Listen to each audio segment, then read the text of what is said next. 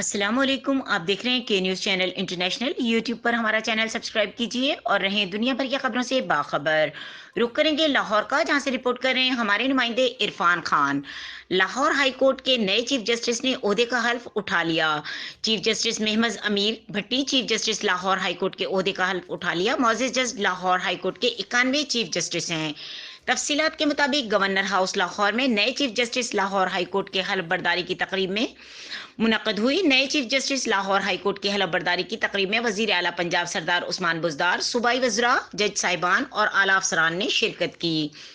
Governor Punjab Chaudhry Muhammad Sarwar نے ان سے حلف لیا۔ محمد امیر بھٹی 7 مارچ 2024 تک اس عہدے پر فرائض سر انجام دیں گے۔ گزشتہ روز جسٹس محمد قاسم خان نے عہدے کی میعاد پوری ہونے پر سبکدوش ہو گئے۔ یاد رہے کہ صدر پاکستان ڈاکٹر عارف الوی نے 30 جون کو نامزد chief justice Lahore high court mister justice Muhammad Amir Bhatti کو 6 جولائی سے بطور چیف جسٹس ذمہ داریاں سنبھالنے کی منظوری دی تھی، جس کا وزارت قانون و انصاف نے باقاعدہ طور پر نوٹیفیکیشن بھی جاری کیا تھا۔ جسٹس محمد امیر بھٹی 8 مارچ 1962 کو بہاڑی میں پیدا ہوئے۔ ابتدائی تعلیم ملتان سے حاصل کی۔ 1985 میں ملتان کی بہاؤالدین زکریا یونیورسٹی سے وکالت کی ڈگری لی۔ 12 مئی 2011 میں بطور ایڈیشنل جج بھرتی ہوئے۔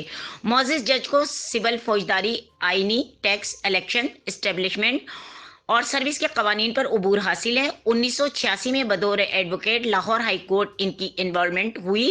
وہ 1999 میں secretariat high court bar Multan بھی منتخب ہوئے۔